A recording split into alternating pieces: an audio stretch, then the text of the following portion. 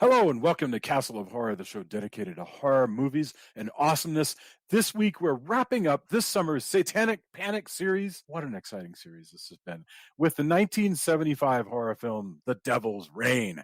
Bear in mind, if you haven't seen today's movie, we're going to be talking about it from the perspective of horror fans who have seen The Devil's Reign. And what an accomplishment that is. From Denver, Colorado, I'm your host, Jason Henderson, writer of the book, The Bookman, from my alter ego, Peyton Douglas. With me from Austin is Tony Salvaggio, tech director at Rooster Teeth, lead singer and bassist of the band Deserts of Mars, and lead guitarist of the band Rise from Fire. Say hello, Tony. Howdy. Howdy.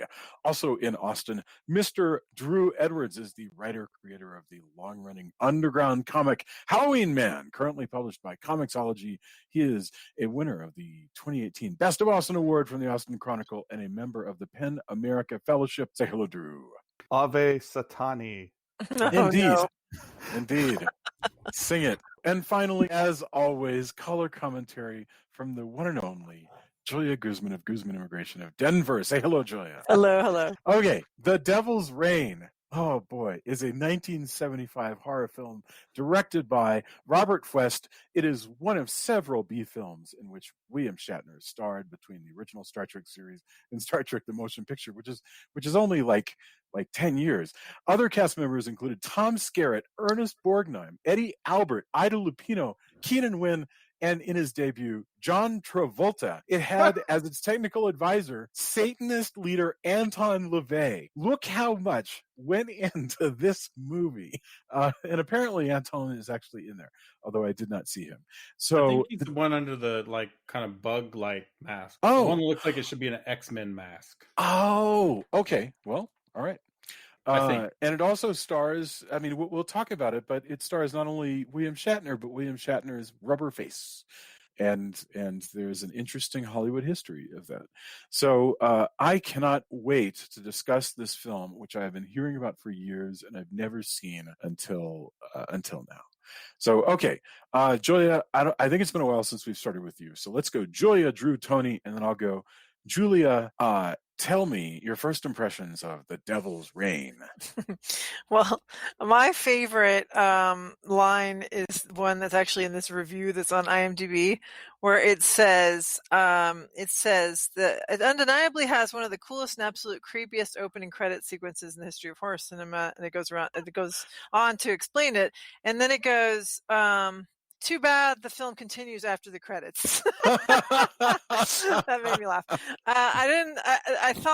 I really thought it had so much potential because with the beginning, like I love the opening credits, which are just basically details of Hieronymus Bosch paintings, or at least the Garden of Earthly Delights, maybe a couple others. And then, and there's like kind of creepy moaning of like, let me out or whatever they're saying. And then, you meet our William Shatner's character and his mom and all this, and there's all this stuff going on. And you're kind of like, okay, this is interesting. What's going on here? And then it's just, you never stop being confused for the rest of the film. Like I was just confused the whole time. Like I was like, what's happening? Wait, where are we now? So I think the best way to describe it to me is it felt like this was a TV series and this was a compilation of highlights from all the episodes of the season. Like a whole season compressed. Yeah. So like they're just like, here's kind of like what previously on or coming up on The Devil's Reign. And so you're getting like moments, but there's definitely it needs more explanation and exposition for every single thing except the end, where we have way too much time we've spent with the melting people. But anyway, we'll talk about that later. But yes, I thought that, like I said, that it had so much potential. I kept saying it was good adjacent. Yeah. Like it was like it could have been good, but they just kind of left stuff out or put stuff in that made it just off good. Yeah. Thank you very, very much. Drew, first of all, have you ever seen The Devil's Reign? And also, what are your thoughts? No, but it's a movie that I feel like I had seen because I'd heard a lot about it from other people. And if you were to go off of what people had told me, this thing was like wall-to-wall acid rain melting people, because that's what people remember about this movie. I always associate this movie with the Misfits song Skull, because there's the lyrics, the blood drains down like devil's rain, will bathe tonight in that song. So I always think about when somebody brings up this movie. But no, I had not seen this before. I am not going to quite scorch it with hellfire the way Julia did, but I had a good time watching this. And I think I said this on Facebook earlier. I feel like that this is a really good example of how a really good cast, and this movie does have a really solid cast. Oh yeah. And really, really good production values and production design. Like the light of Satanic Church is cool looking.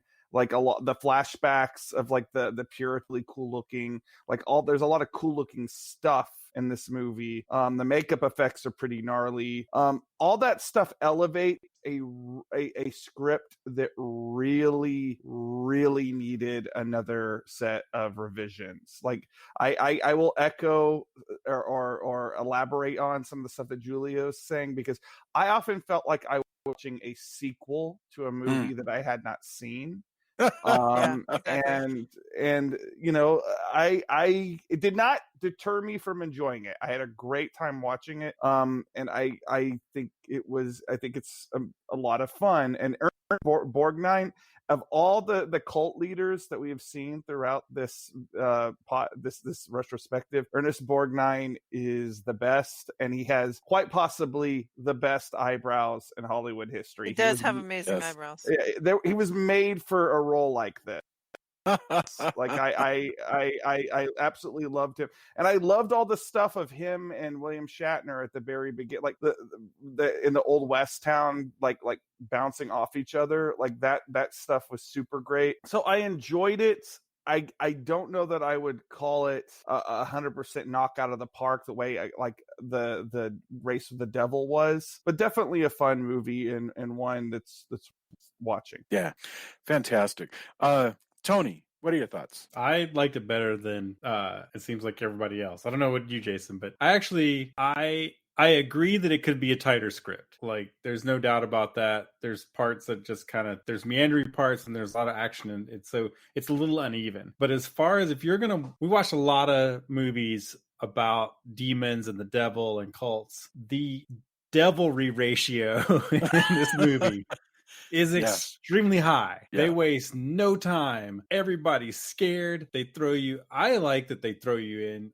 I enjoyed actually how you kind of have to piece things together, and that they throw you in at the beginning in this raging storm, and that you come into this family that's just scared as hell because they know that the devil people like Corbus and is coming for them. They know that they have this book, that all that stuff where you just kind of get placed into this extremely heightened, it's during a thunderstorm. Mm-hmm. And then when Shatner goes, we can talk about it later, but like when Shatner goes and then he sees things happening in the house and he has to go, oh crap, this whatever supernatural things have happened. I got to go check that out. I enjoyed that. I love how gleefully Ernest Borgnine throws himself into roles. Oh yeah.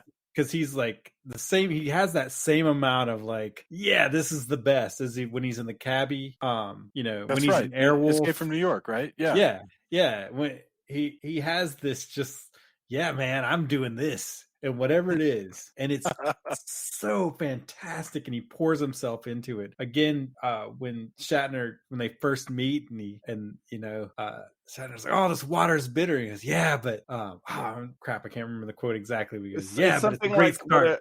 What a sour, sweet way to yeah, but what a great, what a way to wet your whistle or whatever he says. It's just all this stuff. Oh man, or to break your thirst, I think, or something like that. But yeah, and he says the water's bitter, and I think he says what a sweet way to break your thirst. But exactly. It's so like all of that stuff. The melty parts are great. There's great practical effects, and I know we're going to get into it later. But the thing that struck me is we get to watch Shatner wear a Michael Myers mask before.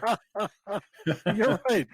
You're so right. Yes. Before Halloween even knew what it was going to be, we get to watch Shatner wear a Michael Myers mask. Yeah, that was pretty surreal.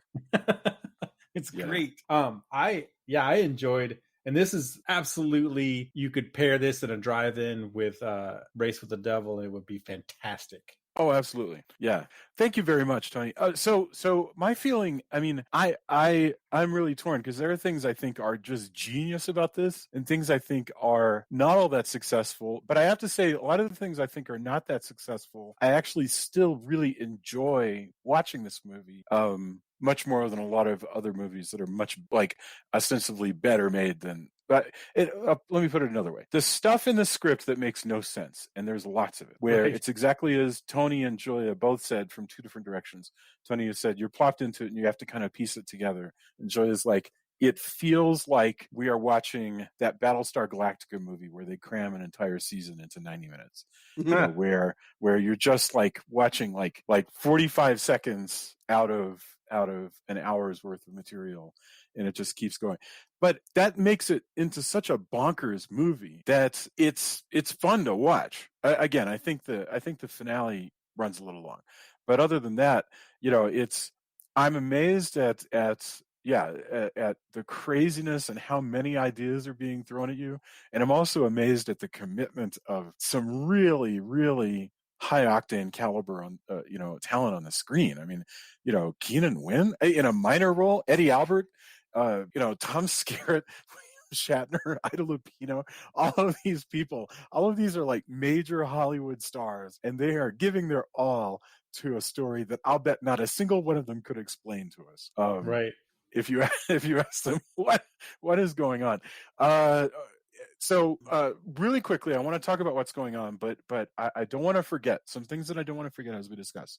The really interesting setting, which I think is unusual, the performances of each, but I don't want to, and the ending, but I don't want to lose sight of the setting because it's interesting. But okay, all right, really quickly, what this movie basically is about is we can just start working our way through it. We start out, there is a family of good guys, that William Shatner is one of two brothers, and on a stormy night, like something out of a Tennessee Williams play, on a stormy night on the farm where they live out in what appears to be like Arizona or whatever, is actually being shot in Mexico.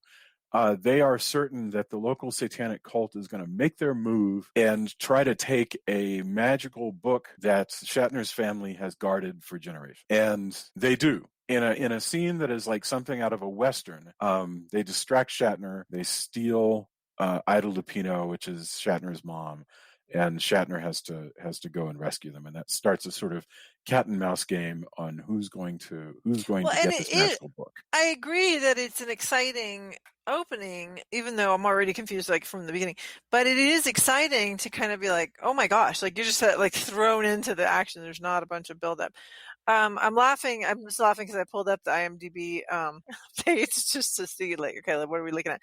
And the poster that says at the top, "Heaven help us all when the devil's reign." Devil *S RAIN. And I'm just like, what is the grammatically that sentence is a huge mess. And then it says a Satanist cult leader is burnt alive by the local church. He vows to come back to hunt down and enslave every descendant of his congregation by the power of the book of the blood contract. I don't think that's what happened. That synopsis, also, that even if that were accurate, that synopsis is backwards. That's what happens in the flashback. It's what happens in the flashback, like 3/4 of the way through the movie. I know. Anyway, but yes, but I love, I love the fact that he goes out to he's like, oh, never mind, because she says, she's been having this dream. The mom has been having this recurring dream, and she's sure that it's happening now because of the storm and everything. And then, sure enough, the dad, quote unquote, shows up, and he's already melting. And so then she's like, that's not your father. That he melts, he's like, so now, becomes just to slow down for a second, that's the beginning of the movie. What do you mean slow down? But wait, that means now we've been established that the satanic cult is able to send wax effigies that can walk around and say lines. No, disagree. Okay. So he shows up, he starts saying stuff, he melts, turns into this wax pool of green slime basically, and she says, that's not your father. And then he sees the father's truck pull up. He says, oh, never mind, he's here. I'm gonna go, because he was gonna go out and look for him. and at wherever the town was. And then he gets in, and there's nobody in the truck, but there's a little tiny little voodoo doll type of thing strapped to the steering wheel with like something run through it. And then the house suddenly, they're screaming in the house, fire's happening, crazy shit's going on. He goes back in. Is it the grandfather? Who is that guy? Is it the grandfather? See, again, part of the confusion. I think he's just a helper. Yeah, part of the confusion is who's this dude. He is like hanging upside down. He's all messed up. Mom is gone. And now he's got to go. That is the dad, Jason. I don't think it's an effigy. I think they turn these people into these things, and that is him. You're right. I'm so sorry. And now he's gone. Right. Yeah. All right, and he melts. Okay, so fine. Whatever. Then we learn that whatever the satanic cult can do to people afterwards, they can get rained on and turn melty. So he's going to go now to check out what the heck happened to his mom, where everybody Shatner is. Okay. And so good. And he's going to go to a place that is filmed in Durango, Mexico, but we have yet to figure out if it's a real ghost town or a set, and I'm dying to know that. So let's stop in there and talk about this setting for this whole movie, because I love it and it needs some time for us to discuss. This film appears, from everything we found, to have been filmed in Durango, Mexico, around a ghost town that may be entirely a set. I really can't tell. I certainly the church is a set, but everything else, this could be a standing, like they have in Japan, just a standing movie film backlot kind of thing that's in Durango. Well, certainly they were still shooting enough westerns at this time that something like this could exist. It's so cool to see these guys dressed like this. Don't you love it? Don't you love like Ernest Borgnine in his part of the jeans? movie? Yeah, that was my favorite part of the movie. Was the sort of kind of weird western part of William Shatner going to confront the cult in this old west town with his gun and his cowboy hat, and I would have watched a whole movie of that, to be honest. Like Tom Skerritt, I could give a fuck about him and his psychic wife. I wanted more of William Shatner and Ernest Borgnine kind of bouncing off each other, because like that stuff was super cool. I do want to point out that William Shatner employs extremely poor trigger discipline when he picks up that 45 in his house. That really did bug me. I was like, you should know better than this. There's no reason for him to have his finger on the trigger when he picks it up and puts it in his pants. It's just poor. I mean, if you like to get bits shot off, then if you don't mind losing bits, then go right ahead with that level of trigger discipline. But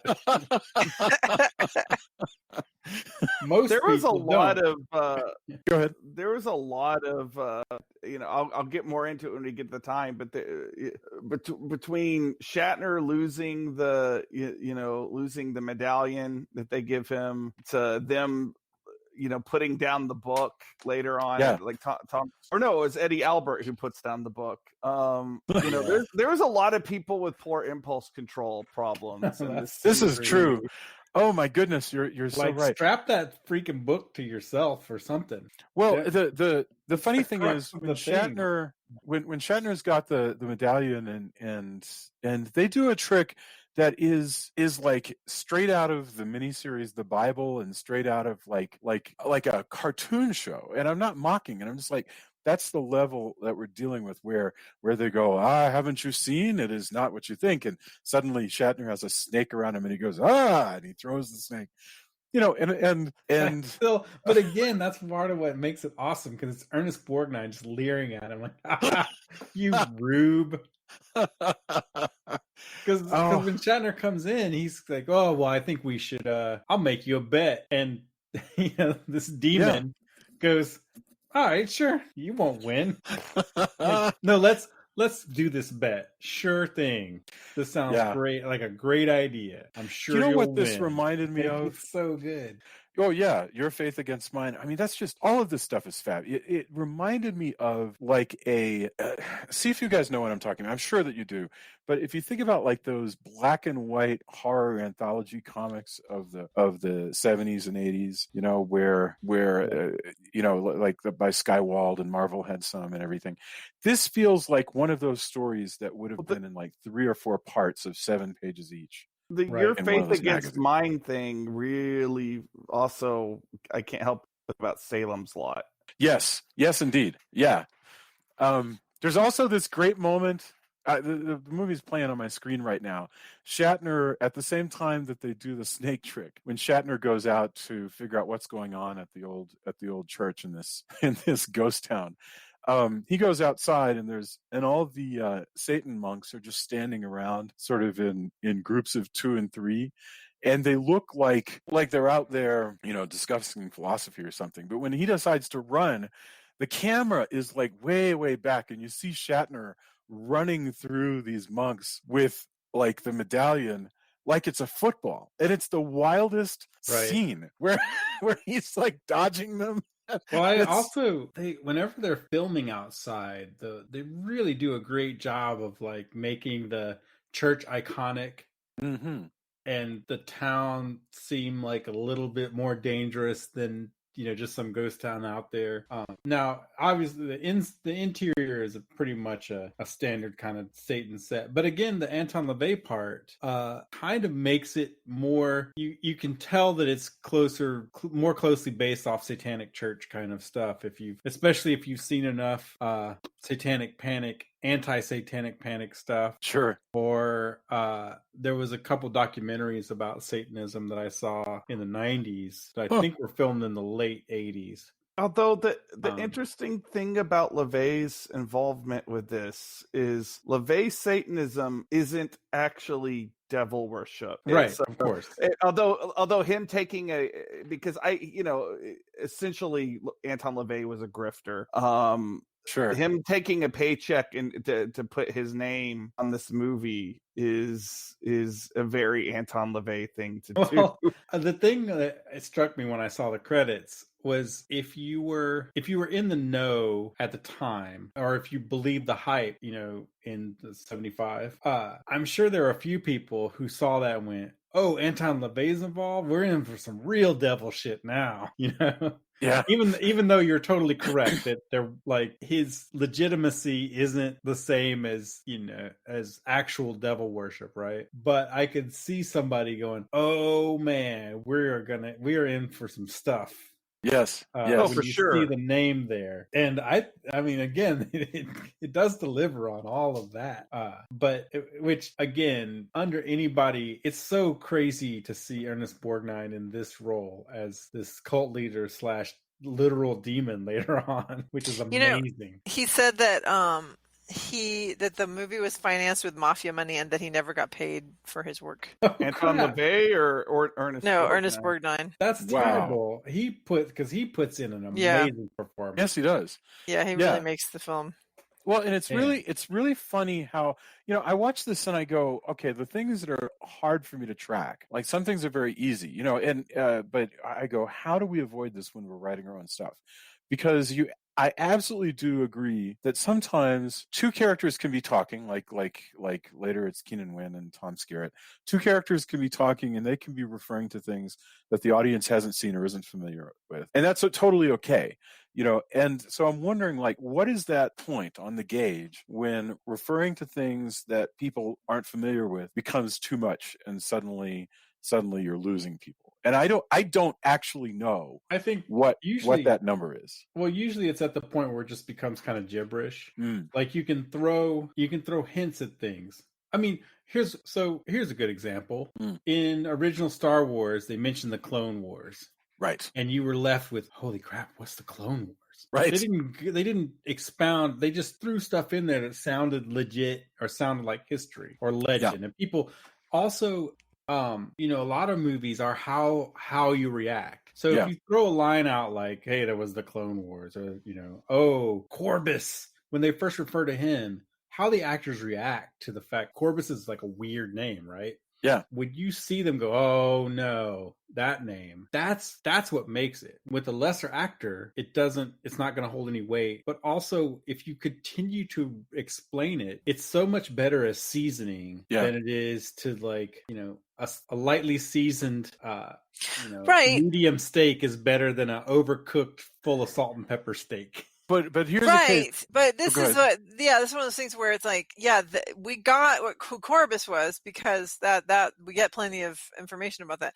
But there's so much stuff like that nobody ever comes back to it, or nobody ever or just missing time. It's kind of like you black out and you come back in and you're like, wait, how did that person get there? When did they get captured? I Like, have what's an going example on here? for you. I also don't think any of this stuff about Corbus would work if it wasn't someone like Ernest Borgnine. Like, No, that's what I'm saying. William Shatner is Captain Kirk. So if you know that Captain fucking Kirk is afraid of somebody, they must be a bad dude.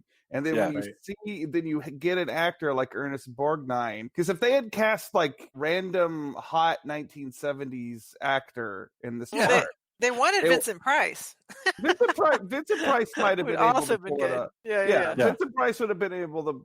Vincent Price would have been able to pull this role off. It would have been very different. It would have been very different. But it would have been way more. I think that would have been a way cooler temperature, like more reserved performance. Even though Vincent Price isn't always reserved, but the way Ernest Borgnine approaches it, I think it would have been much more smug. Vincent Price certainly wouldn't have worn like a cowboy hat and done, like the sort of good question.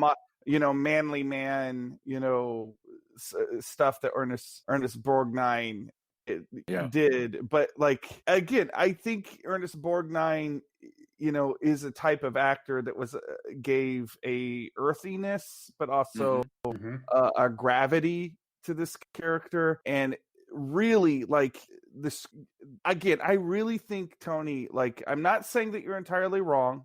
Sometimes less is more, but I really also think that they're able to get away with some shit because they had a really good cast. Like, That's true.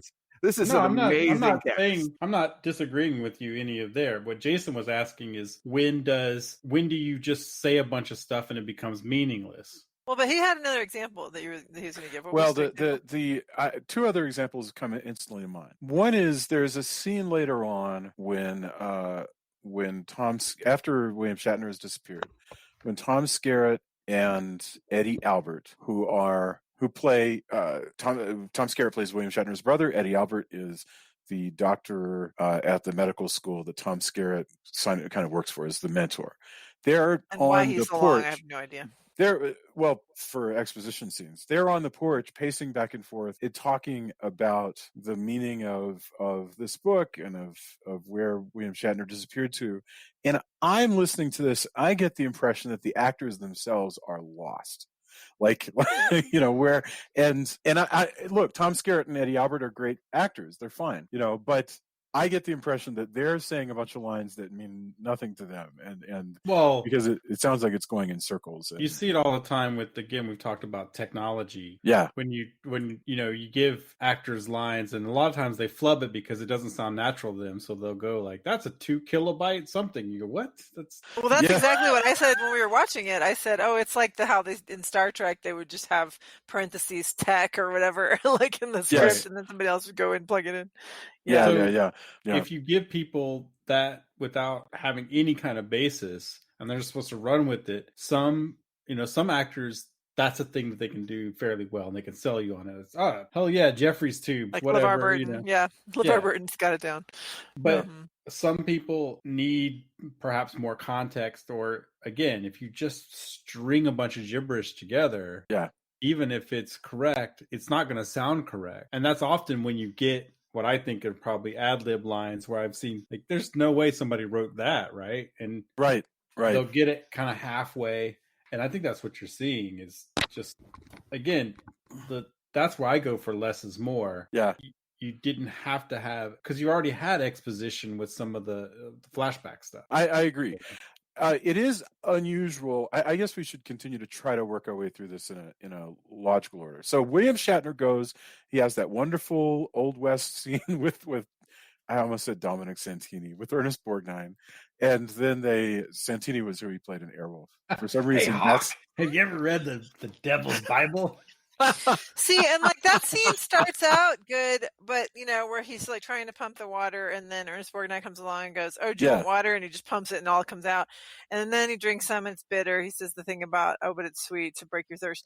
So then he goes, I need to talk to Corbus," and he's like, "You're basically like you're talking to him or whatever." And Yes. I'm just like, that was kind of anticlimactic, given that we've been built up. I mean, I get that he becomes more like sort of the serious see, that worked for me. I love thought that it was stuff. great. I don't know, it was kind of like, okay, because he's like, okay, then in that case I'll talk to you, and it's like, oh, okay. Yeah, but because that's it's awesome, because he's just, I'm the devil. Yeah. I'm not, dude. Like, of course I'm the guy. I've been around for 300 years. What about it? Yeah, well, I mean, everybody else, like, if you just sent him a hench, that's what's awesome about it, actually, to me, is he didn't send a henchman to come welcome. He's like, yeah, hey guys, I got this. Check this out. I'm gonna talk to this guy. and he's just, the way he leads right into it, like, yeah, I won't speak to the manager. That's me. Yeah, you got him. What do you want? That's fantastic. He takes care of business. All right. Okay, so then what happens? So they capture. Well, they say we're gonna do a competition, your faith versus mine, and Shatner should have led with a fiddle. Yeah, that works every time. He wasn't thinking. Shatner gives up very quickly because he goes in. He meets all the parishioners, including his faith sucks. Yeah. His mom, Ida Lupino, is among them, and that freaks him out, and he runs. And by the way, scary. The cultists are super creepy because they have like their eyes, vacant eyes. Yeah, that's a great effect. It's a great effect. Yes. Oh, that's really wild. It is so weird. When you're under the Satan spell, your face becomes rubbery. I'm not being sarcastic. Your face becomes rubbery, and your eyes become black holes. And it's effect. Super terrifying and gross, and it feels blasphemous. It feels like something good has been ruined. And so I guarantee you that I didn't see this as a kid. I guarantee you that messed up some kids. Yeah. We saw this too soon, like earlier than they should have. There's no way there's no way there's not a little bit of I'm afraid of these things, or I like horror movies like this, or intense therapy. Right. Or some mix of all three. It is. There are some wonderful visions there. Like I say, this Old West town is a wonderful vision. I mean, it's really great, and that church. So this is. But before but I just want to respond to something that Tony just said. It doesn't take much though for kids to get completely traumatized, because our kid, our younger one, there literally we had a Baby Einstein video. I don't know if you guys, since you don't have kids, I don't know if you're familiar with these, but people with little kids are familiar with these Baby Einstein videos where it's just, it's nice, pleasant music. They really like Mozart or whatever, and then they show different images. It's just some people who put together, like, you can make your own, basically. Like, you just shoot little videos, little mini videos of different things. And there was this dragon puppet at one point, and it comes across and it just goes blah. And Katarina says that she was traumatized by that. It's just like, I was so scared of that video. So it could be anything that can freak kids out. Kids react, and you can never tell. When I can't remember which birthday party, my mom got me candles that relight as a joke. You blow them out and they relight. Sure, of course. And I got really upset, and I started crying. And what happened was, to a 4-year-old, I think it was, you're supposed to get a wish, and when the candles come back, you don't get the wish. So maybe you just get a whole bunch of infinite wishes. Yeah, but as a kid, I didn't think about that. But you can never tell what. I wouldn't have thought of that. Right. If now, right? Yeah. Yeah. No, kid logic is fascinating. Thought it was going to be funny, really and we shared a similar sense of humor. Right. But yeah, you can never tell. I mean, my sister is deathly afraid of the critters. Huh. Because she saw that when she was young, and I guess also because it's a family, it takes place in the middle of nowhere. But she is freaked out by the critters. So yeah, you can never tell. Yeah, but anyway, Jason, I'm sorry, I didn't want to interrupt you. It's just that no, it's fine. Funny. So William Shatner, basically, he he runs away and he gets captured. And so then we cut to our second lead, which is Tom Skerritt, I think this right here is the other reason why I feel like that the script could have used at least one more tune-up, is the fact that it seems like it keeps changing who the main character is. Yeah. Mm-hmm. And it happens abrupt. I'm not saying that they couldn't have done like this, stuff with like the brother needing to go brother, but it feels very abrupt. Yeah. Well, it also doesn't help that not only is it two brothers, but then there's a third person who's just Shatner possessed by a person they're going to be possessing him with. Yeah. So there's an entirely third person who they're like, hey, so we're going to bring this guy in. You're like, that they keep referring to when they talk about Shatner. So Borgnine is like, okay, we are going to use your body, William Shatner, to be the vessel for another guy called Martin Fife. And then shortly thereafter, because of a character we haven't discussed yet, we're going to see a whole flashback where we find out Martin Fife was one of the satanic Puritans hanging out with Ernest Borgnine back in the day. Although in the flashback, it looks like Ernest Borgnine and Martin Fife have become enemies, but it's a whole modern flip. So once Borgnine's satanic, that's also confusing, because what we've seen is a corruption that's happened over time. Yeah. Or immediately after the events in the flashback, everything gets flipped. So now Borgnine, who was a puritanical leader of some sort, is now, when we fast forward, he's a demon, who's going to bring back this guy so they can do demon things. But it's weird also because the family, is the Shatner family, has stayed good this whole time and guarded this book like they're supposed to. They're called the Prestons. Yeah. Right. Mm-hmm. I apologize. I still find this super confusing, and I know me that, too. and I'm just being dense. No. Trust me, it's like you. I get it. I get it, but overall, it's just really muddy. Yeah, because you've got a flashback that explains things, and you're supposed to go with that after you've already got a shift. There's just so many shifts. That's the real meat of the matter, right? Right, and you've got a shift in characters, and then you have a flashback that says, hey, back in the day, black was white and red was blue, and now Borgnine was a Puritan and also Satanist. William Shatner was one of the Satanists, but they kind of betrayed him. But now his wife supposedly sold them out to the town. Right. And now he's trying to bring Martin Fife back in William Shatner's body, which means, by the way, that he's totally forgiven whatever betrayal he thought Martin Fife had done, because now he wants Martin Fife back. What I'm saying think he needs Martin Fife. Doesn't he need Martin Fife to undo a spell or something? I don't know. That's what I'm saying. It was very unclear. Okay, and we also.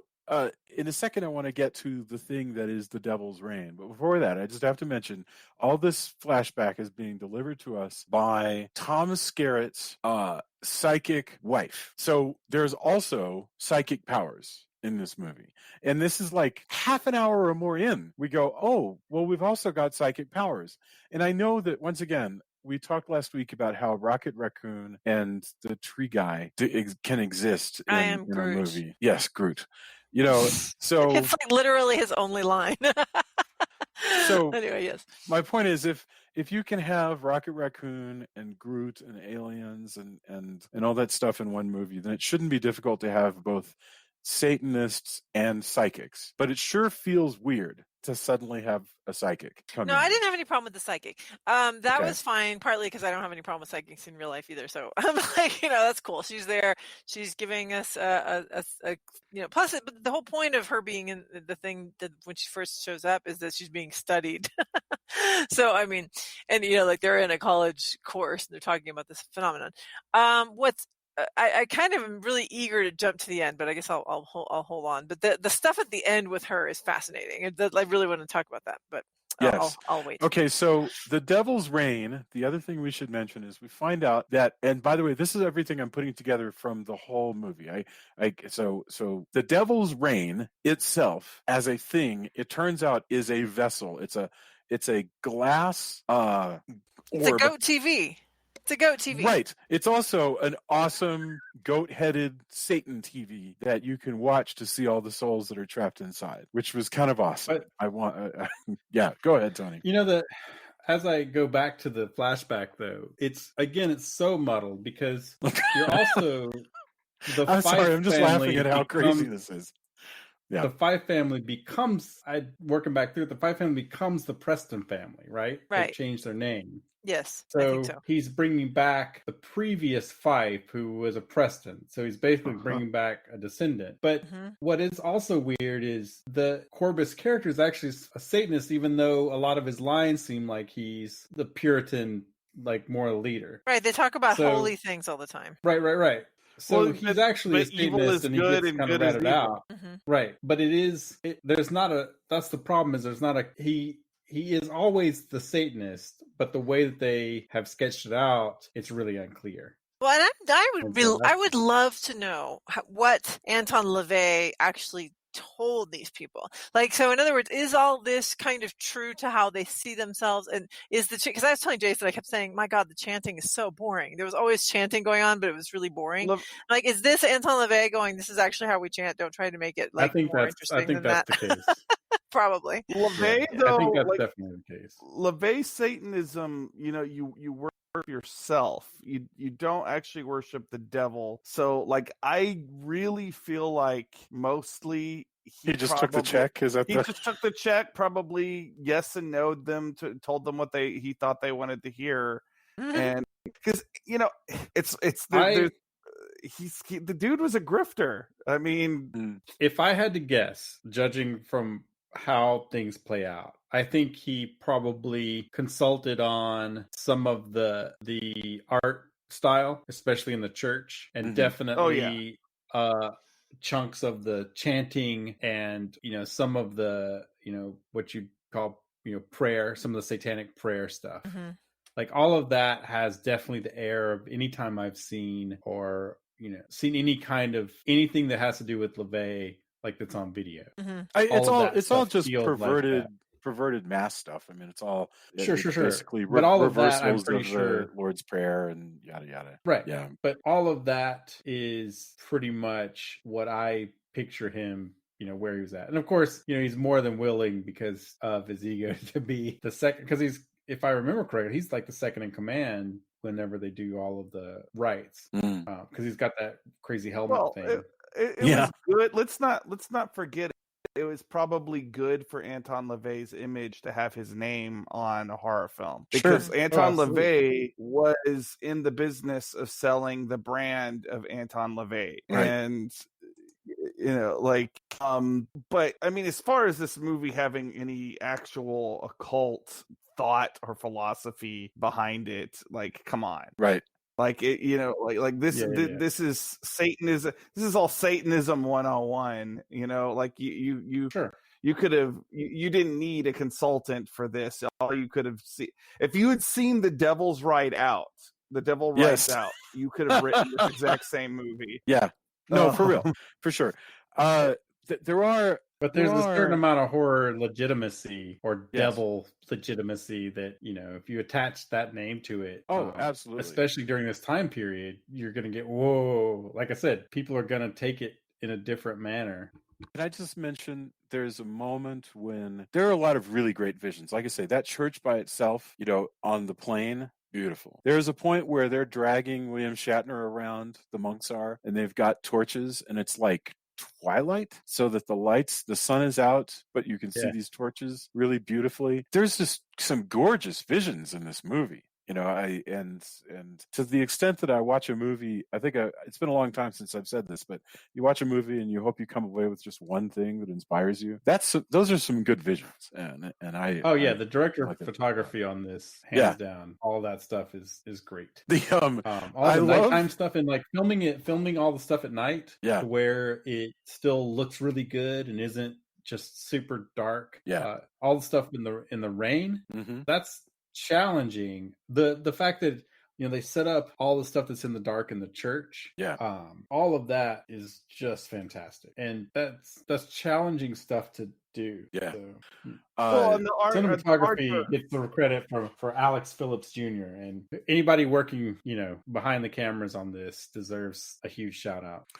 There's a commentary on the DVD that I haven't listened to, and I'd like to hear it, where Robert West talks about making this movie. I would love to hear, the stuff that he talks about. I before we get too further away from the introduction of Tom Skerritt and his wife, can we talk a second about Eddie Albert's character? Because I find the fact that he's in this movie both charming and inscrutable, because he doesn't really add that much.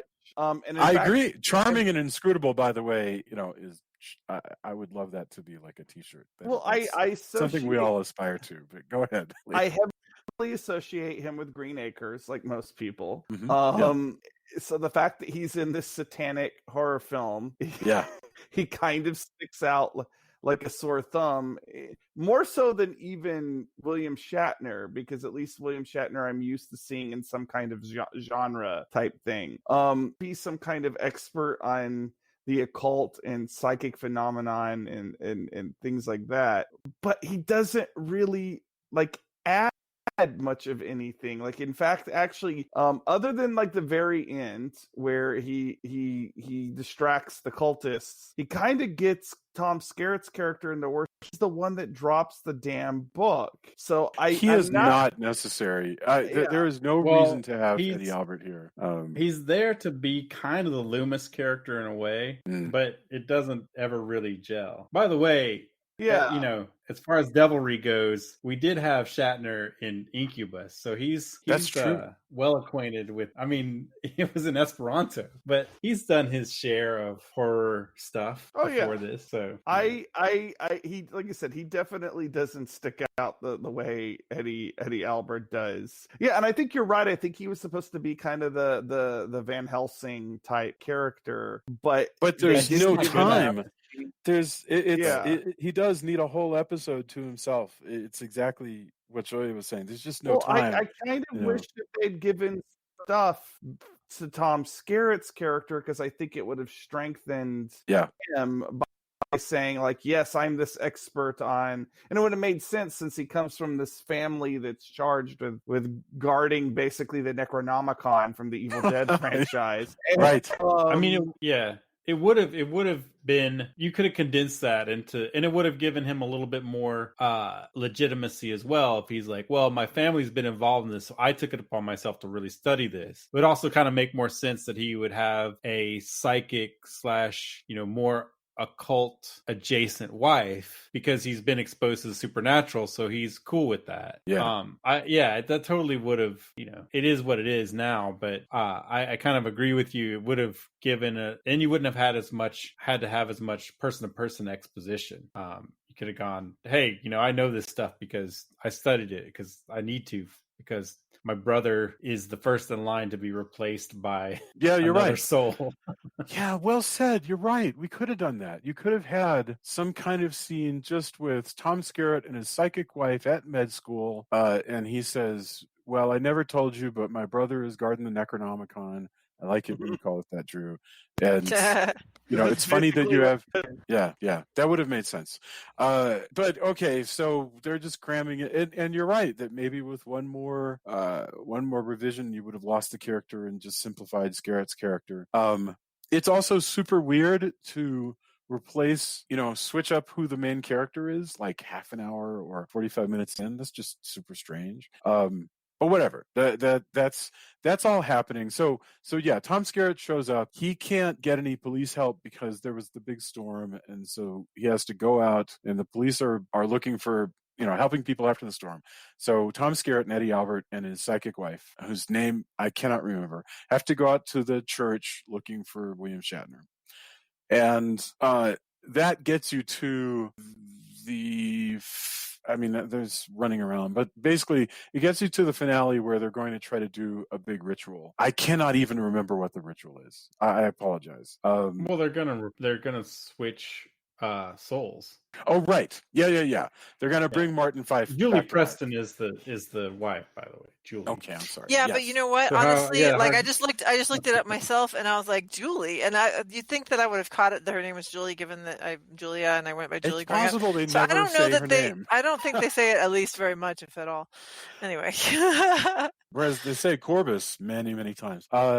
So and the big finale, the big Darth Vader throwing the Emperor, into the shaft finale, is basically that William Shatner, even though he has been possessed and perverted by the Satanists, William Shatner manages to gather his strength and destroy the orb called the Devil's Reign, thereby making it calling it impossible. the Goat TV. The Goat TV, yes. Thereby making it impossible for Ernest Borgnine's people to.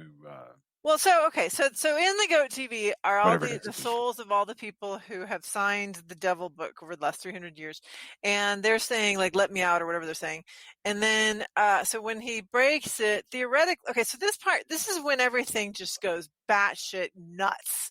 Right. He breaks it, and all of a sudden there's all this moaning and screaming, but we don't know if it's coming from the actual human beings who were in the church, or if it's coming from the souls that were trapped, or the one and the same. What's going on? Then it's raining. Then suddenly everybody is melting and melting and melting and melting and melting. And oh my God, it goes on for they do melt for a very long time. Long with the people melting into green slime. I loved every second. Oh, you did? Oh, okay. Well, I can because dig like that. all I ever heard about this movie for years, like decades, I've heard about this movie, and all I've ever heard about it was, and then there's the part where all the people start melting from the rain. Yeah. It lived up to it, You're like, what the hell could that possibly mean? Yeah. Well, because like again, the way this movie was described to me, you'd think it was wall-to-wall people melting. It basically was for like the last 15 minutes. I was maybe if that was not my expectation, but I came into this movie with that expectation. So the whole movie, I was like, man, when are we gonna? We already saw the one guy melt in the rain. I want to see some more rain melting, and so the fact that they just was like, okay, let's go for it. And I loved all the effects of like when the cult, like anytime they shoot the cultists, they'd like bleed out the wax and everything. So this was like that dialed up. The effects are good. I just thought there was way too much of it. But I also love the fact that anytime you shoot a Satanist, he spurts like green gloppy jello. It look like wax, I think. It's great. I love it. It reminds me of when the dwarves get shot in Phantasm. They just squirt yellow and green goo. This is not as good of a movie as Phantasm, but it reminded me of Phantasm in a weird way. Yeah, no, I'm sure. I mean, also, you're forgetting too that there's a whole section where they, sacrifice / assault his wife. And right. So Tom Skerritt's wife. Tom Skerritt's wife is driving into town, I guess, to go get the sheriff, who also turns out to be been taken over by the Satanists. And she is in her car, and suddenly creepy ass, was it the mom of Yes. Yeah, the creepy ass mom pops up from the back seat. Oh, that's a classic. And then she's like, she doesn't handle it very well, Julie Preston. She just covers her face and her eyes and screams and crashes into a tree. And then we don't know what happens to her at that point. So then later on we see her, and she's about to jump into whatever that chasm is. I don't even understand what we're looking at there. There's like a well. There's a pit. At the end, and her husband comes and grabs her up and carries her off, and then they run out, and the church suddenly blows up because somebody, I guess, forgot that there was TNT in there. I don't know. And then the church blows up, and they're looking back, and then she extends her arms, and they go to hug. And I said to Jason, if she's not possessed, if she's not one of the possessed Satanists, I'm going to be really disappointed. And not only is she not herself, she is Ernest Borgnine. Which I just thought was hilarious. That part cracked me up. Because her soul's in a new vessel, which is like, why? Yeah, where the hell is that new vessel? Like, where did that come from? Where is it? And she had seen it in her psychic vision that she would be trapped behind some glass, just going, "Hey!" I'm like, "What? Where is she?" We needed to pull out and see where she was. That bothered me a lot that we never got to see exactly where she was. Just that she is now trapped somewhere. This director also did the Dr. Phibes movies, and I seriously think he had like a thing about bad guys winning, because this is yet another thing where the bad guy basically wins in the end. So cynical worldview, maybe, I don't know. Well, that's the same thing that happened in the movie in the Satan's School for Girls, where he's just like outside going, "Oh hey, yeah, the house burned down, but I'm still here." I guess the devil you can't just burn the house down. I'm super excited looking at this. Thank you for mentioning that, Drew, because looking at this guy's CV, he did also the Wuthering Heights with Timothy Dalton. Oh, I loved that Wuthering Heights. I saw that. And likewise he did, and I've got to see this. I hope I can find this somewhere. Revenge of the Stepford Wives, starring Don Johnson and Julie Kavner. Have we not seen that? I feel like we probably saw that. How could we not have seen that? I'm sure we did. Surely we saw amazing. It. Surely we saw it and blocked it out. No, I would remember. No release on Blu-ray or DVD this day, according to Wikipedia. I have seen part of that, I know, if not the whole thing, on somewhere, and I can't remember where. But it's been a long time. I'm sure there's a way that we can find a copy of that to watch, even if it means buying an old VHS tape off eBay, because I would love to see Sharon Gless and Donald Johnson in a Donald Johnson. Donald Johnson. Sorry, Donald Johnson.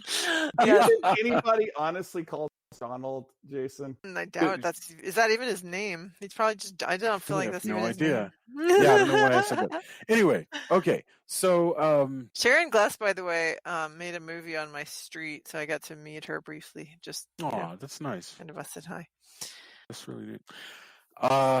So yeah, I don't know. I'm with Julia in some ways, because I enjoy the downer. I think the downer ending is great. And again, the glee that I was like, by the way, still got you. I'm Corvus. I know. Well, he's having, and I also felt like there needed to be a moment of realization, but I guess we skip that, because Tom Skerritt hugs Julie. And then we see that Julie is actually Ernest Borgnine, or that he's taken over her body, I suppose. But it would have been great to have a moment of where he pulls back and she either doesn't have the eyes, or she's Ernest Borgnine, or whatever, of Tom Skerritt realizing it. But I guess the idea is that he'll never realize it, that she'll just, Ernest Borgnine will just be riding around in Julie's body, and then she's going to be trapped in this glass. I mean, I'm curious. I really wanted to know what happened after that moment.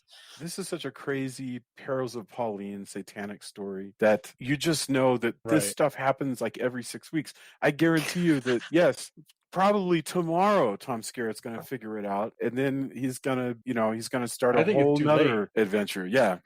Now, I mean, I think it's over for Skerritt. For Preston, that's it, man. I think he's about to lose his eyes. Now, I do want to know if you ever, I wonder if anybody's ever interviewed Tom Skerritt and gone, what's a satanic hug from Ernest Borgnine like? That would be the question. Like, when I saw that, I was like, oh man, if you want to really throw out like an oddball question that'll get somebody either laughing or they're going to just cut the interview. Okay, but now I have to say, I would ask. I have to say things now about John Travolta. So, John Travolta has you could barely call it a cameo, because he wasn't famous yet, but he was in this movie briefly, just as you don't even see his face before his eyes have been, messed with or whatever. Right. So you just but you could tell, of course, that it's him. And so you have John Travolta, and somebody writes, let me see if I can find this quote, in his 2010 book, Showgirls, Teen Wolves, and Astro Zombies. Australian film reviewer Michael Adams ironically called The Devil's Reign the ultimate cult movie.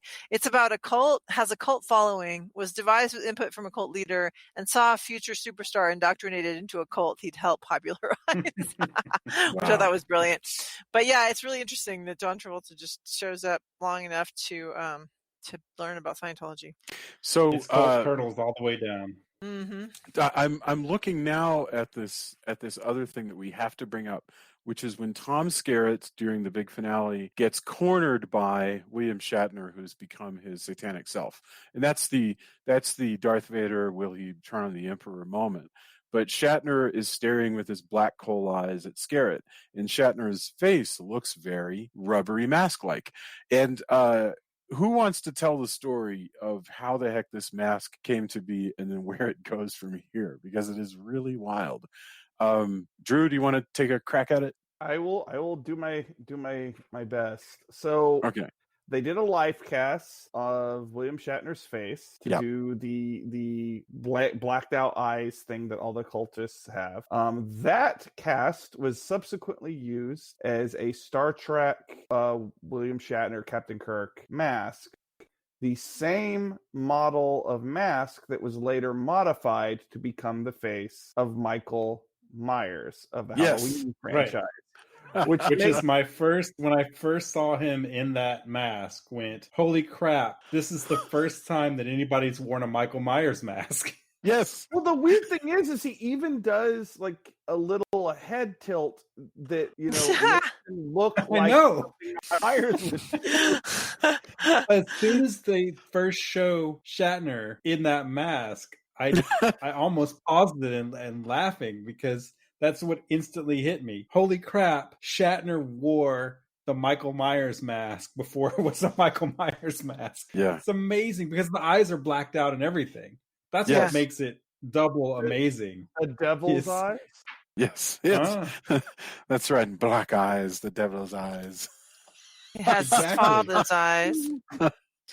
Oh, the only difference is that Tommy Lee Wallace, when he was production designer on Halloween, he bought one of those masks, and the things that he did, he colored the hair different, and he teased it. He colored the face white. He just used regular spray white, store-bought brand. Right. And he used a penknife to cut the eyes a little bit bigger. Not much bigger, just a little bit. And that gave us the Michael Myers mask. So yeah. But it's the prototype, which is just, I just found it great that Shatner wore this mask. Yeah, no, we were freaking out about that too. Without a jumpsuit, I guess. But yes, that's really such well, he has a robe, which also... I am honestly surprised that Shatner, everything you hear about Shatner, about how he's such a, egotist and everything. I'm honestly surprised he took this role, because it's such a passive role outside of the very beginning. He's what are you talking about passive? He screams in agony and gets tortured for like hours. He's the one that has to be rescued. He's I see. He's not the hero. Gotcha. Not the hero. Like the only time he does heroic stuff is at the very beginning. Then the rest of the movie, it's Tom Skerritt, and I'm fine. But like, hear about the way William Shatner wants to be perceived, and this movie is not it. Yeah. Well, most of the difference is most of his in this is reaction. He's an action star who in this movie is mostly so he's reacting to what happens in the house. He's reacting against everything else. So I agree. It's a much more passive role. His grief and torment is often triggered against somebody who's put him in a kind of a different position. So I honestly I think he's a better people like to rag on him, and a lot of the times rightly so for hammy acting. I actually think he's pretty damn good in this movie and so maybe he needs to plays be towards his strength more parts. Absolutely. He would have been good to do a lot more westerns. I would have liked to see a lot more William Shatner. Oh yeah.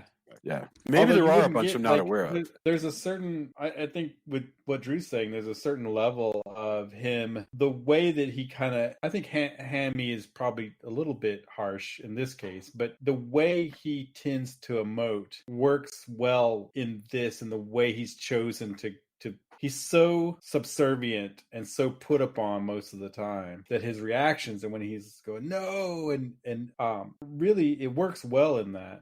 And you'll see some of that in the later, like his reaction to like Spock dying. That's really heartfelt. Did you guys watch T.J. Hooker at all? Because I really didn't, and I'm wondering if this is more like what he is in T.J. Hooker. Like I watched a little bit of it. Way more swaggery. Yeah. Yeah. Like most people, I mostly know him from Star Trek, and sure, that's fine. I definitely watched T.J. Hooker. Yeah. I did.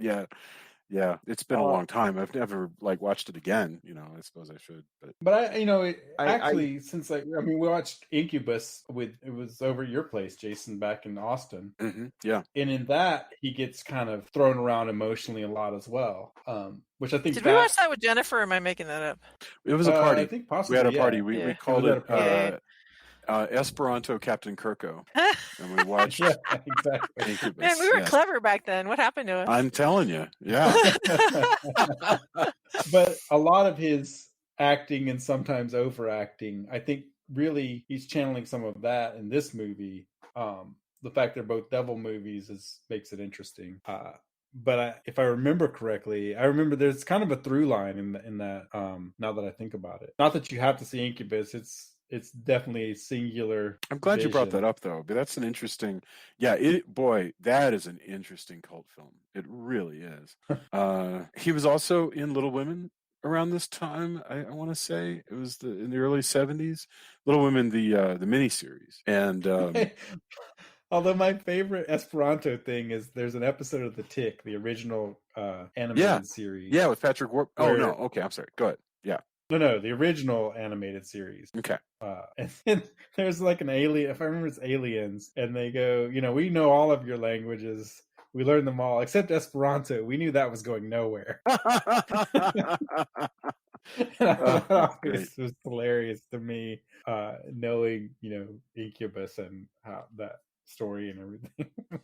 Yeah, we learned all of your language, except Esperanto. We knew that was going Shatner in Little Women, this is 1978, he played Professor Bear, who dates Joe, and he's a German intellectual. He has a German accent, which if I recall from scenes I've seen. That sounds, I gotta hear that. I know. I bet it's real good. Oh, he was so good as T.J. Hooker. That was a blast, honestly. And yeah, when Spock dies, Kirk makes you cry. He really does summon some wonderful emotion. Our older teenager just watched both of the first two Trek movies, and so she's up on her Trek lore now, which is pretty cool. Nice. We are we're like thoroughly indoctrinating her to watch all of our things that we watch. Like you do. I still use a double dumbass on you from 4. Yes, from Star Trek 4. Yeah. Oh, a double dumbass on me when I do something stupid. I know this is way, way back, but I want to mention this before we wrap up. Mm-hmm. There's some seriously unwholesome stuff with the mom in this movie, especially the part where William Shatner is being tormented by Borgnine, and he brings over Lilith, and Shatner looks like he's getting all Shatnery about it, and then he's like, "Surprise! It's your mom!" And I was just like, bold move, man. Jesus Christ. You're full incest. Okay. Yeah, Borgnine. He has a demon. He's pretty good at it. Oh, I agree. He's got 300 years to work with, but I also love the kind of 80s music video-ness of they cut away and they cut back, and he's in full demon goat mask. But yes. Lots of heavy we metal should have videos mentioned that sometimes he just becomes that. like, boom. Yeah, fabulous. Yeah, and the fact, and he's still, not everyone can act under that much makeup. And especially, you'll see, I didn't expect, because, Borgnine's got a pretty good filmography under his belt at this point in time. And he's still, a lot of people who kind of set in their ways how, you'll see some people who are better at it than others. But he gets all of it out. I mean, he's really good at acting with all of that prosthetic. Oh, absolutely. He sells it. It's amazing. Like, you don't see a real change other than, it's, it has a budget that's maybe different not as big as other movies, but all that stuff. I mean, the mask looks good despite it just doesn't have as much articulation as you might get. It's definitely a latex prosthetic, but it looks great on him, and he really sells it through all of that, which is not easy. It also looks really cool when he's like the melting demon too, like later on. Oh yeah, yes. Like it's got all the one eye is kind of sloughing out. Yeah. Ugh. Yeah, oh man, it's so good. But he's great at acting through all of that, which is its own challenge. So I totally agree. With a lesser cast, this would be a lot more underground, a lot more cult than perhaps it is even now. It's still a cult film, but I think it would have been possibly buried a little bit more. We would have had to dig a little deeper.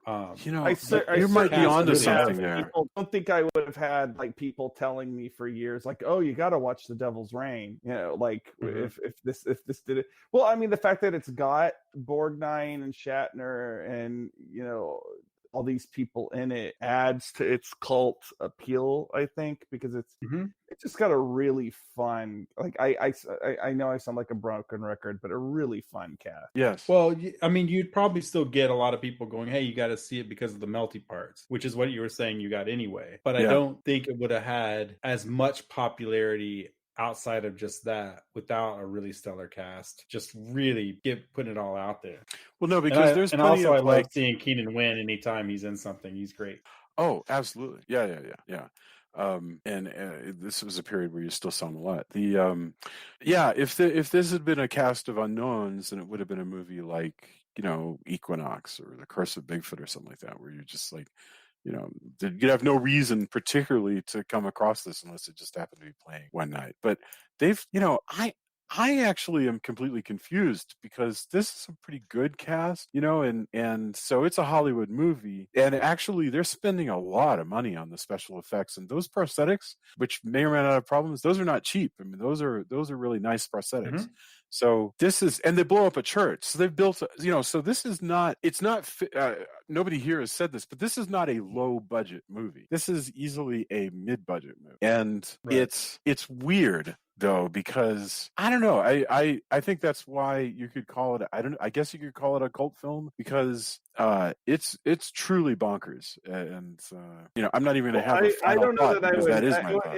It also didn't receive favorable reviews from the critics. That is true. I think we're collectively being a lot kinder than a lot of the mainstream press of the day was.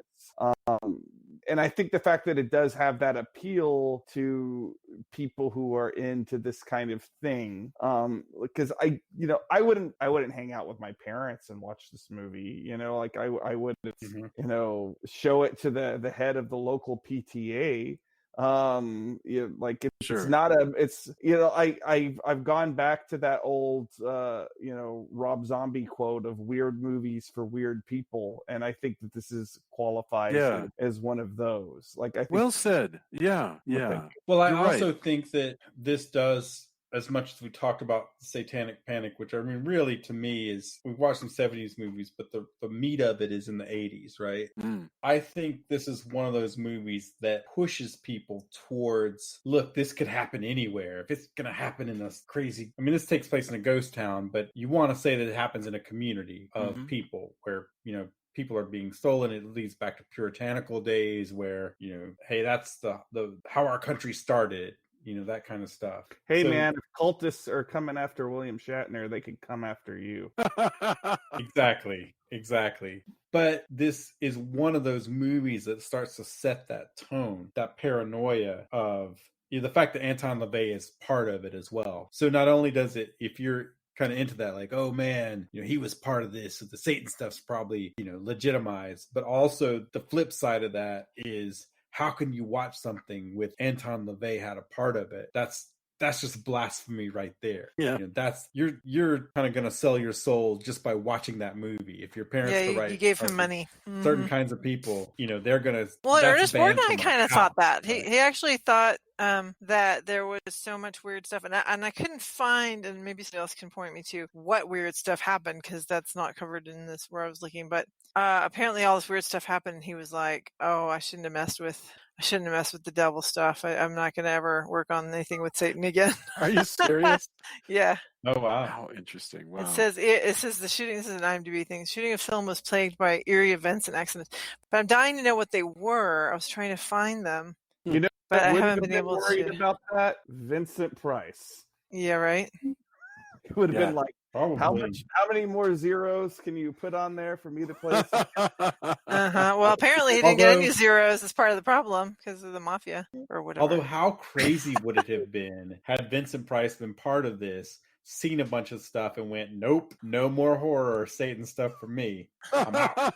Well, what did he make after Like- this point that wouldn't have gotten made if that were the case? Let's Who, see. Vincent Price? Yeah. 1975. So let's see what he made after 1975. When did Theater of Blood come out? I'm looking to see if I can find his filmography. Definitely Go ahead. the Monster Club comes out after this, although that's Absolutely. not particularly satanic.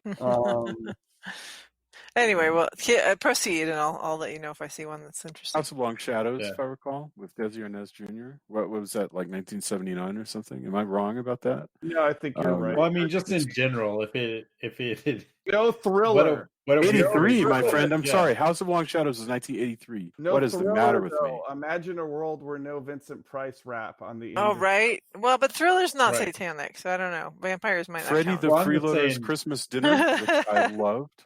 I was thinking about that the other day. Freddy the Freeloader's Christmas Dinner. That was a wonderful special.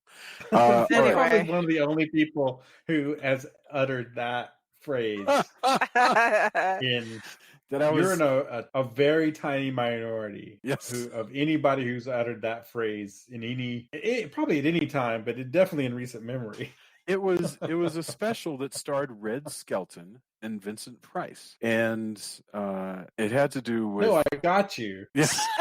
But I'm just saying the number of people. I was just thinking About Slim. Freddy the Freeloader.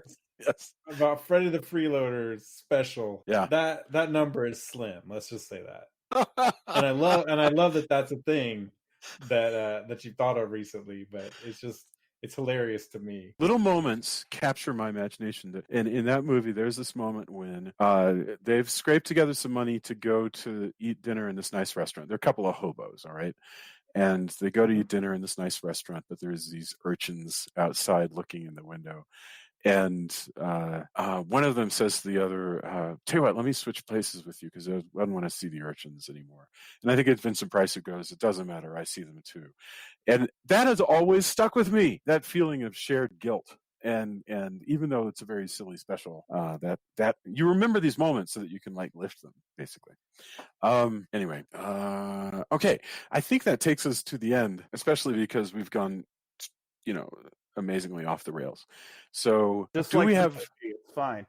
Yeah, I was gonna say, that's par for the course with this movie. It's Yes. All right. So let's get our final thoughts on The Devil's Reign. And we started with Julia. So, Julia, is this, is this something where you have anything that you take with you? Is there anything here that you want to reminisce about? What are your final thoughts? Well, I know it's like I said at the beginning. I think I didn't say it correctly, right? Because I think Drew thought I disliked it more than I did. There was a lot of good stuff about it. I just felt like there was a lot that was missing. Like there really just needed to be more around the moments that were good, and maybe a few things needed to be explained better. But no, there was definitely some great things and some great performances.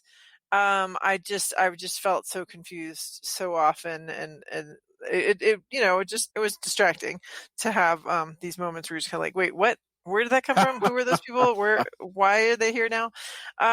So, but for sure, there's some great effects. Again, I feel like they overdid it with the melting people, but Drew doesn't feel that way. So it works for some people, and that's great.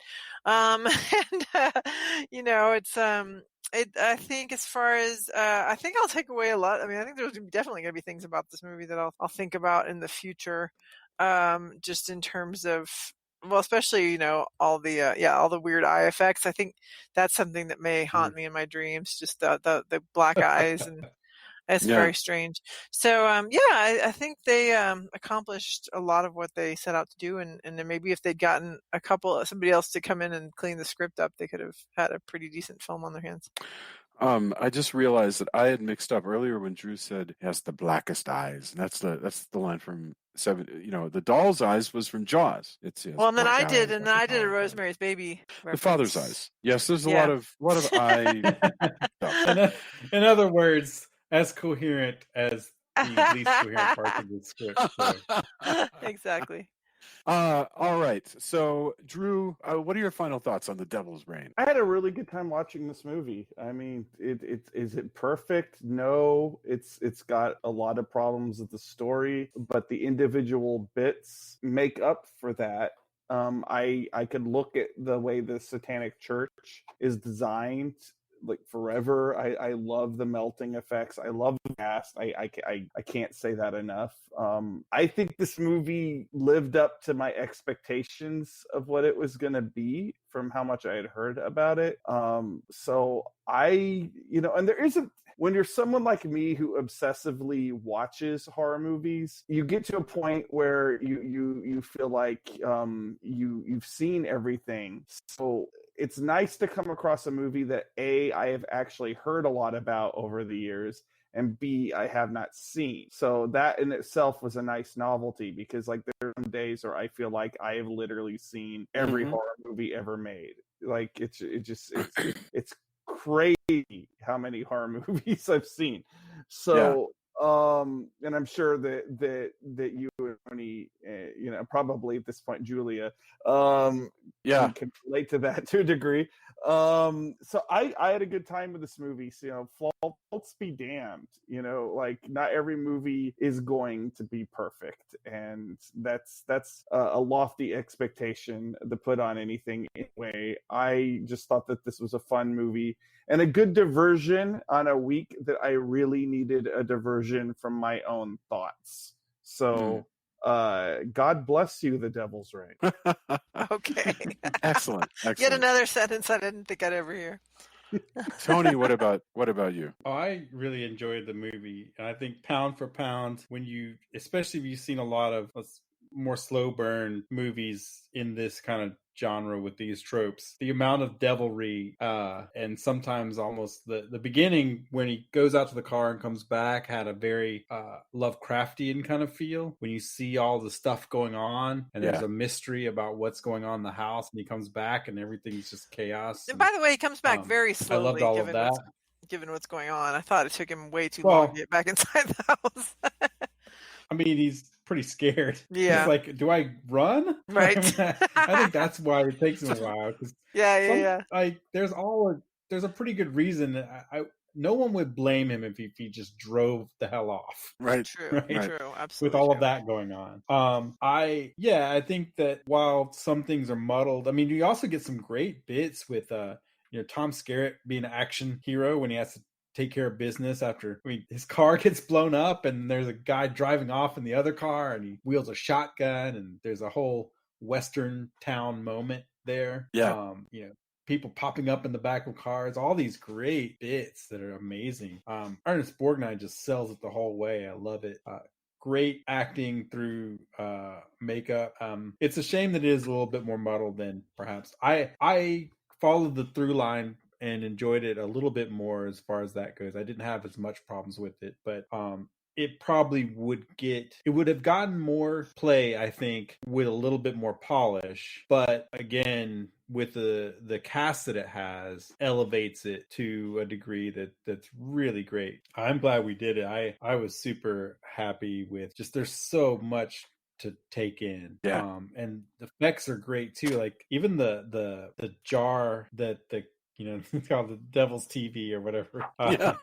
Like all of that effect is just amazing too. It looks fantastic on screen. All the Satanic Church bits, the way they set it up even foreshadowing that there's just something not right there by the fact it's boarded up. And then when you go inside and they shoot so much of the cross that's in front in shadow, and it just cuts these lines in front of all the stained glass.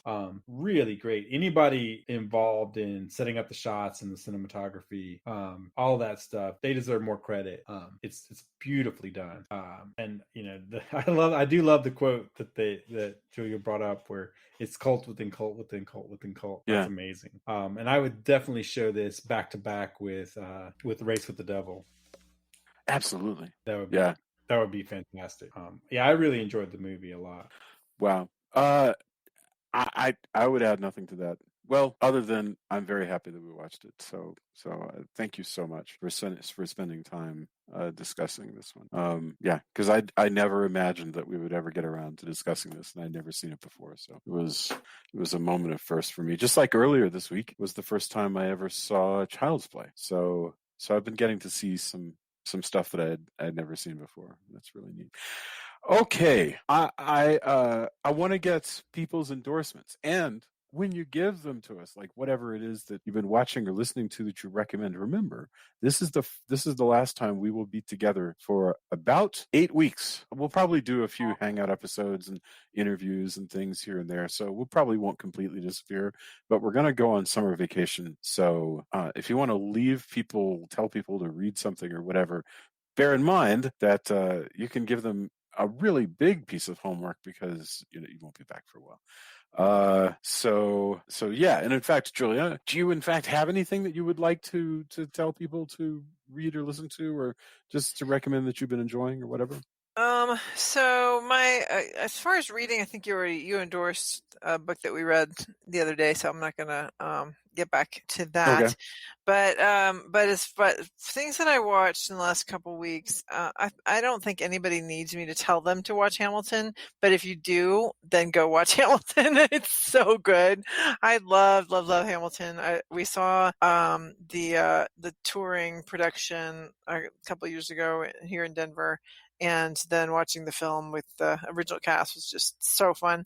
I really also enjoyed Eurovision Song Contest, The Story of Fire Saga, which is the Will Ferrell film that he did because he was obsessed with the actual real life Eurovision. And it's the first part I thought was kind of silly, but I was enjoying it. I was like, okay, it's fine. There is a moment, I'm not going to spoil it, but there's a moment about 2/3 of the way in that I literally squealed with delight and applauded because I was just so happy. It was like so unexpected and weird. There's actually 2 moments like that. One that features Demi Lovato, and the other features a violent act, I'll just say, but it was really, really delightful. Oh my gosh. So there are definitely some great moments. It's so good. Oh my gosh. The music is great. It is, really and I don't know anything about Eurovision. Nothing. And if you've ever seen Eurovision, like a lot of the celebrities from Eurovision are in this film. Like there's tons of cameos. So that's really, really, really fun. As far as things that I would recommend, I know I've said it a couple times in the past, but I think it's been a while. I am just obsessed with Ryan George, the YouTuber Ryan George, and the Screen Rant, the Screen Rant pitch meetings. He does these pitch meetings for Screen Rant. I will listen to it just to go to sleep because it's just so much fun, and I can enjoy it for hours. So if you are just looking for something in small chunks of 10 minutes or less to take in that are just really delightful and fun, it's this wonderful young man named Ryan George, who is from Montreal, Canada, and he just plays the part of a screenwriter, a screenplay writer, and a producer, and he's pitching a movie to the producer, but it's all things that you've seen, like mostly movies, a couple of shows, and they're basically it's just a movie review in terms of like just all the silly things that they include in these films, and it's just so fun. So that's my assignment if you're gonna have something that I want you to check out over the next few weeks. Yep, that's it. Wonderful, thank you. Drew, Do you have anything for us? First off, again, I plugged it on the Child's Play episode, and I'm plugging it again right now. There's a lot of Halloween Man stuff on sale right now on Comixology. They're having what they're calling the indie superhero sale, and so a lot of the collections on sale. It's really geared towards that. So if you never have read it before, here's a really good time to jump in. You know, I know a lot of the people who do listen to the podcast already do read it, but you know, I'm always looking for new converts. So please take a moment to go check that out. Otherwise, so I've been doing a lot of in what I call, you know, indie horror, particularly on Tubi and on Amazon Prime lately. You know, stuff that's a little bit more low budget and, you know, some cases zero budget. But you know, a lot of it has a heart, and I think the one that I enjoyed the most was an anthology that I found on Tubi called Tales of Frankenstein. It's not a perfectly made movie. Some of the acting is not, you know, amazing, but it's a prime example. It's just got a lot of heart to it, and you know, the idea of the movie is that they each do a story that's how related to the Frankenstein mythology, and it pays homage to, you know, Hammer, Universal, to the original novel, to even some, you know, there's a story that does like a Poverty Row horror film pastiche. Like, all of this stuff is so very much zeroed into stuff that I love, and I think that if you're a fan of that stuff too, you'll get something out of it. I really liked it, and it's almost all practical effects, of course. If you have Tubi on your Roku box, I highly recommend checking that out if you're a fan of classic monsters like I am. It's giving anybody homework, you know, I would, you know, tie it in. I would say do what we kind of did. You know, Jason brought this up, you know, how he watched 2 movies that he had seen before. You know, I had never seen The Devil's Rain before. Maybe over the summer, try to see some movies that you've always wanted to see, but you never have. Try to read a book or a comic or something that you've never had. Like, seek out something that you have never experienced. Find that piece of pop culture that you've been putting off, because we only have so much time on this earth, and we might as well, you know, get in as much stuff as we can. And That's maybe nice.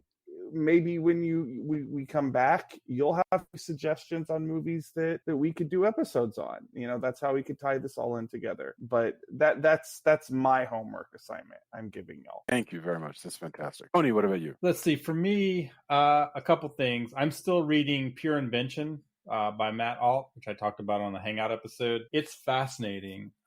He's a really good, I liked his work, his previous stuff where he talked about yokai and different monsters.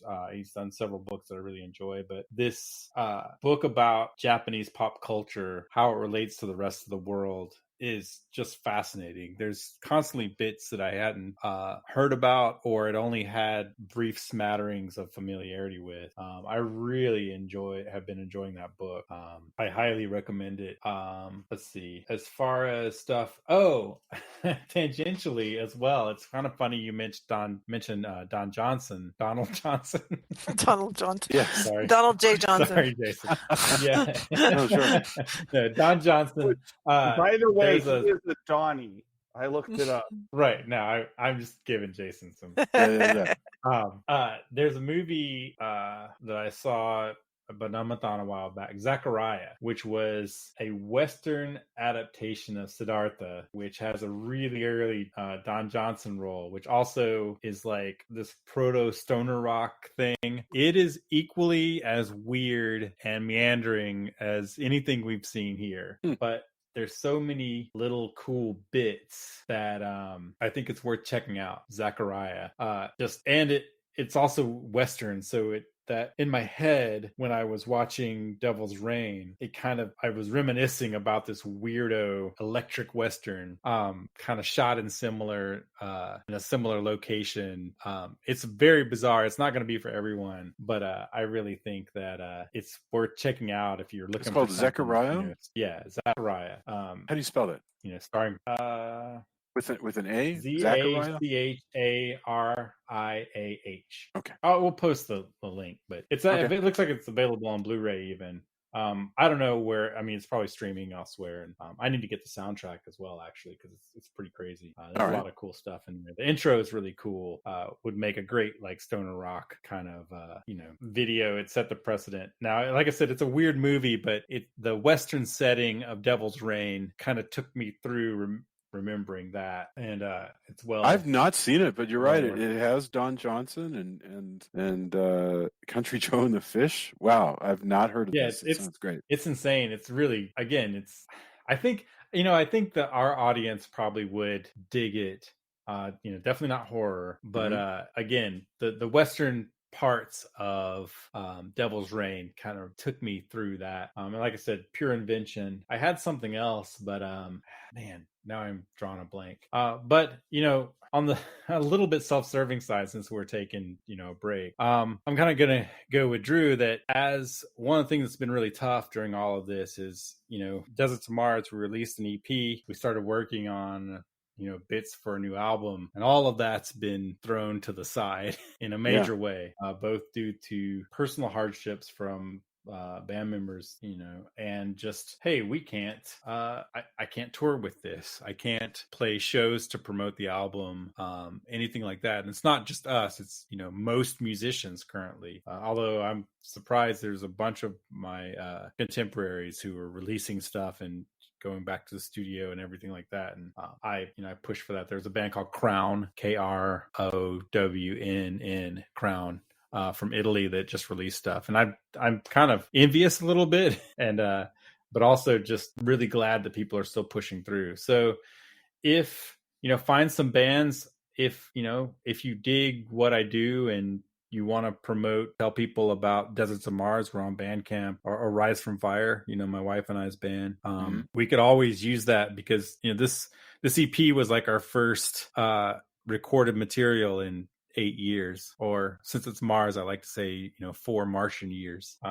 And so it's definitely been kind of crazy and weird to try to keep that momentum going. So if you get a chance, listen, tell people about it, and not just us, not totally self-serving. If you have bands that you like, it means the world in a time where we can't do a lot that we usually do, other than try to do live streams and stuff like that. A lot of artists, it's not filmmakers as well, are having a really hard time. Like, how do you get back to work, and how do you navigate that? So when people are releasing stuff like Archive, which I've talked about several times, if it's something you dig, if you dig that artist's work, just tell people about it. That helps immensely. It's nicer when you tell people about it and buy the thing or rent the thing, or any number of ways that you can help pay. That's why I like Bandcamp, is because we get the money, or we get most of the money, especially on Bandcamp Day, where they waive the fees. But some money is always better than none, and it adds a legitimacy to it,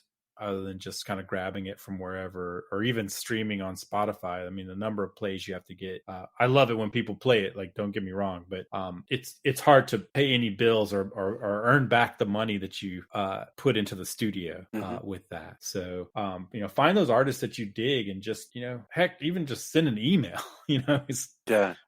Is great.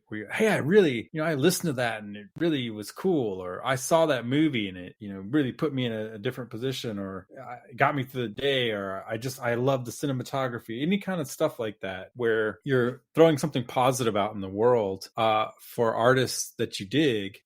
That helps, especially when people are so stressed and you put stuff out and you'd have no idea. In fact, I've even somebody was talking about something today, and I said, hey, I started to type something like, well, I didn't like this part of that, and I just deleted that, because who am I to throw something negative? I know exactly what you mean. Even though it was legitimate, even though I felt like my case was legitimate about a thing I didn't like about this one video game series, man, everybody's just trying to just do the best they can right now. So I just deleted it. Like, enjoy the thing. Who cares what I Good for you, and Tony. maybe That's even if it was a fantastic. pithy, funny comment or something, just Yeah. whatever. But supporting the artists that you enjoy their work, I think, is more important than going and saying, "Oh, that movie, whatever." Like I take that time. To me, it means a lot more and puts a lot. When everybody's stressed out and the world is what it is right now, to me, it means a lot more to don't type the thing. I'm not saying don't be critical. Like you're do whatever you want. I'm just a guy, trying to make sense of things. But to me, it always feels a little better to take that energy where you could go, yeah, that sucked. And instead take that energy and go, but I did, just don't even put that out there. Just go, here's something cool that I think is really great. And if somebody says, here's something cool, the answer isn't necessarily to go, yeah, you think that's cool. It sucks. Like, Yeah. Again, I'm not saying you have to adhere to that, but I have tried to especially operate that way now more so. It's always been a little bit of my MO, but that's what I would like to see more of. It's not like every day is super happy or you have to just, everything has to be you know, hey, why don't you smile more? I'm not saying, I don't mean the critical equivalent of that. No. By any I know means, what you mean, but though. that's how I see things now. And your mileage may vary, but that's really been on my mind a lot lately. I don't know. Yeah, We can all help if we can. I think that's really wise. I think that was really great, and yeah, I think about that a lot because there's almost nothing. I really believe that if you show up in my life and you say, listen, I just watched this thing from like 3 years ago that came out, and nobody watched it, but it's really good, or it's interesting, or at least it had an interesting idea in it. I think you should check it out. That is so valuable to me. And if you come in and you're like, everybody else really loved this thing, but I think it sucked, and I was a little bored by it, that almost doesn't really bring that much value, other than, I guess, maybe on the margins, you're reminding me of one less thing to watch, I guess. But really, that's more about expressing our own pain in a way. Now, I'm now, feeling granted, crummy about something. I mean, you're right, and in fact, we have discussions about what we dislike all the time on the show. So there's a little. I get the irony of saying this, right? Like doesn't fall on deaf ears. Well, the weird thing is, we often say, like "I didn't like this, and I still think you should watch it." That happens all the time. But go ahead. But also, in that, now that I'm thinking about it, where we're talking about this as, us going on break or whatever, what I would like to see is while we're on break, we still may do some hangout episodes. That doesn't mean let's stop discussing things. I still plan on posting links and it's a good filling idea. in the gaps. Yeah. So if you want to engage on Twitter or Facebook, what you're watching and what you're digging and what we're missing out on that may actually color what we cover or what we get back to when we come back, please do that. Like I really want to hear that, because we've had a lot of things where somebody goes, oh, by the way, I mean, I forgot what the movie was because it's late, but somebody said, hey, you should check this out. I love hearing about that. Yeah.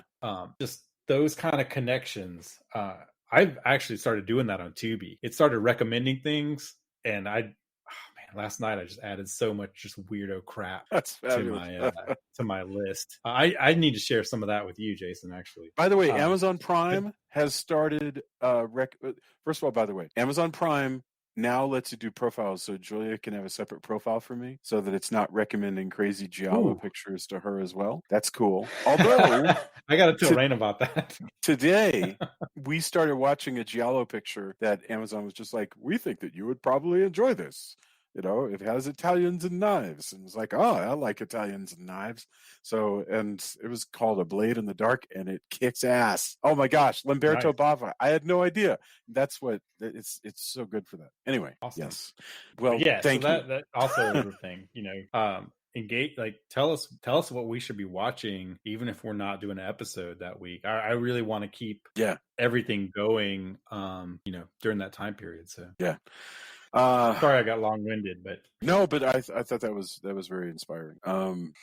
So my endorsement, the endorsement part is there's a documentary series I've been watching called Time Warp, the greatest cult films of all time. There's 3 episodes. Each episode is feature length, and they are. You can rent it on. I think you can rent it on Prime. But the first one is, well, one of them is on horror, one of them is on comedy, and one of them is just on straight cult films. And they and it's what's cool about it, what really sets it apart, is that there are a lot of new interviews with famous people that were involved in these different pictures, and like, you know, Fred Willard and Sid Haig, and a lot of times actually it's like the last interview that these actors gave. I think it was the last interview that Sid Haig sat down for when he did this, and Haig is talking about Pam Grier's movies that he was in, and also the Rob Zombie movies.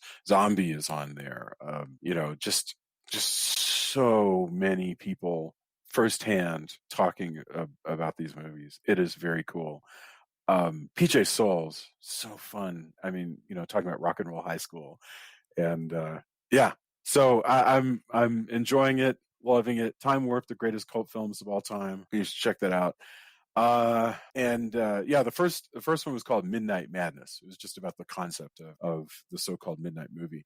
There's one more person who sits down for interviews there that I have to mention, which is Danny freaking Peary. Actually shows up and shows his face, which is a perfectly serviceable face. So it's really weird how invisible Danny Peary, one of the greatest film writers of my life, has never made himself available. And even for years, those movies that he wrote, the cult movies series, Cult Movies 1, Cult Movies 2, and Cult Movies 3, and a few other books that he did, those were done, and I started reading them when I was a kid. Those were the books that helped me find a lot of these movies that I'd never ever heard of, except when Danny Peary was writing about them. And I was so thrilled recently when he started re-releasing them in ebook. But he shows up, so that is a get to actually have Danny Peary sitting there and talking about Rocky Horror Picture Show or Pretty Poison or whatever. Very neat. Anyway, we are taking a long break. We'll be back around Labor Day. It's my fault. I need to get some writing done, but I agree. We will definitely be paying attention online and engaging in conversations, and we can't wait to come back ready to kick midnight movie ass when we return. So that's it. I hope everybody is excellent to one another. I don't have the erudition or the words that Tony does, but I definitely have the good feeling, and I hope the best for everyone. So we'll see you all real soon. Stay Bye, healthy, everybody. everybody. Adios. Exactly. Good night, everybody. Good night.